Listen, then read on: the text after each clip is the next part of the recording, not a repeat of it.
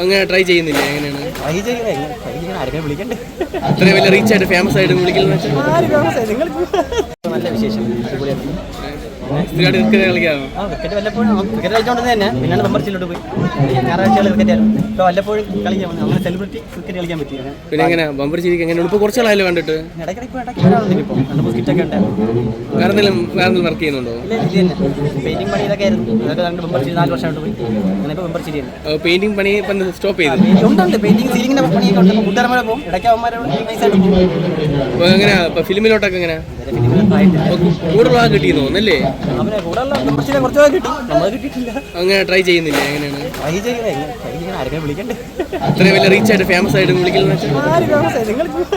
ഞാൻ ഏതിലും നോക്കട്ടെ എനിക്ക് കൺഫ്യൂഷൻ ആയിരിക്കും.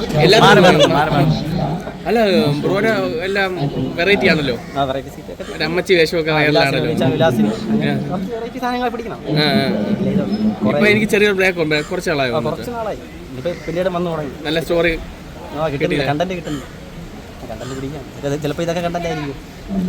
നമ്മുടെ കാർത്തിക് കല്യാണം വിളിച്ചിട്ടുണ്ടായിരുന്നു. പിന്നെ വിളിക്കാതെ വന്നിട്ടുണ്ടായിരുന്നു. കണ്ടില്ലേ? കല്യാണം എങ്ങനെ ഉണ്ടായിരുന്നു?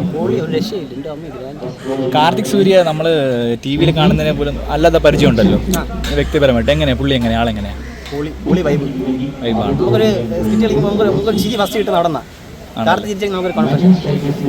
നല്ല സപ്പോർട്ടാണ്.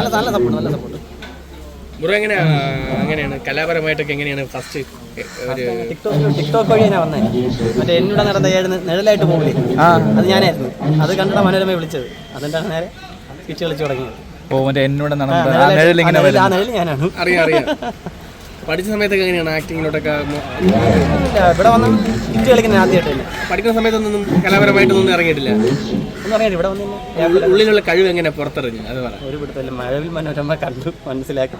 പിന്നെ മഴവിൽ മനോരമ ഫാമിലി അല്ല അഭിനയിക്കാൻ. അപ്പം നിങ്ങൾ അഭിനയിക്കാൻ കുറച്ച് എക്സ്പീരിയൻസ് ഉള്ള ഫീൽ ഉണ്ട് തോന്നുന്നുണ്ടോ? തോന്നുന്നുണ്ട്. എന്ന് വെച്ചാൽ നല്ല സ്റ്റേജിൽ കുറച്ച് നാൾ പെർഫോം ചെയ്ത ഒരാൾക്കിൽ അങ്ങനെ അത് നമുക്ക് അവിടെ സപ്പോർട്ടാണ് എല്ലാവരും. നമുക്ക് കളിക്കാൻ തന്നെ ഒരു കണ്ടന്റ് എടുത്താലും ഇപ്പം നമ്മളിപ്പോൾ ഒരു വെറൈറ്റി ഇപ്പം എല്ലാ വെറൈറ്റി പിടിച്ചു കഴിഞ്ഞാലേ നിൽക്കാൻ പറ്റുള്ളൂ. ഈ താഴെ കുറേ നെഗറ്റീവ് കമൻറ്റ് വരും. ഇപ്പം ഇതിനും കുറേ കമൻറ്റ് വരും. ഇത് ആരാടാന്ന് ചോദിക്കും. അത് കുഴപ്പമില്ല, ഞാൻ പറയണത്.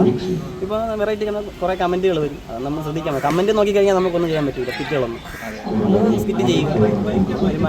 എവിടെ താമസിക്കുന്നത്? ബാലുരാമപുരം, തിരുവനന്തപുരം ബാലുരാമപുരം വലിയച്ചാങ്കോട്.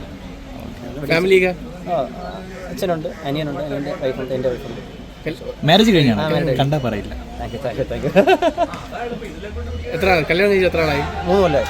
കുട്ടിയാ? മക്കള് ആയിട്ടില്ല. സൂപ്പർ സ്റ്റാർ ആയിട്ട് നമ്മളെ മഞ്ജു ചേച്ചി എങ്ങനെയുണ്ട്? മഞ്ജു ചേച്ചിക്ക് സപ്പോർട്ടാണ്. എല്ലാം സപ്പോർട്ടാണ്. നമ്മളെ സാബു ചേട്ടൻ എങ്ങനെയാ ആള്? സാബു ചേട്ടൻ പൊളിയല്ലേ. നമ്മളെ ഫസ്റ്റ് സാബു ചേട്ടനൊക്കെ ആയിരുന്നു നമ്മളെ ഫസ്റ്റ്. പിന്നെ സാബു ചേട്ടൻ ഇപ്പം മാറി. അപ്പം ബിബിൻ ചേട്ടൻ, നസ്കോട്ട നസീറക്ക, മഞ്ജു ചേച്ചി, സാബു ചേട്ടൻ ഓണം മീഡിയക്കാരായിട്ട് എങ്ങനെയാണ്? അതിനെപ്പറ്റി എനിക്കറിഞ്ഞൂടാ. സാബു ചേട്ടൻ എന്തുണ്ടെങ്കിലും പറയാം. ആളിപ്പോൾ ഇല്ലല്ലോ, ഇപ്പം മെമ്പർഷിപ്പില്ലല്ലോ. മെമ്പർഷിപ്പ് ഇല്ല, വേറെ ഷോ ഇല്ലെന്ന് തോന്നുന്നു. ആദ്യം ഉണ്ടായിരുന്നു മറ്റേ വേറെ ഒരാളുണ്ട്, നസീർക്ക. നസീർക്ക ഇപ്പോൾ ഫ്ലവേഴ്സിൽ അങ്ങനെ അടുത്ത കളി തോറ്റിരുന്നേക്ക് പുറത്തായി. ക്വാർട്ടർ ഫൈനലാണോ? ഇപ്പം 4ാം സ്ഥാനത്തായെന്ന് തോന്നുന്നു. 4ാം സ്ഥാനം കളിച്ചാൽ നമുക്ക് കളിക്കാൻ പറ്റുമോ? അല്ലെങ്കിൽ പുറത്ത് ബാക്കി 2 ടീം പുറത്ത് വാങ്ങുമ്പോൾ വിജയം കൈയിരിക്കട്ടെ.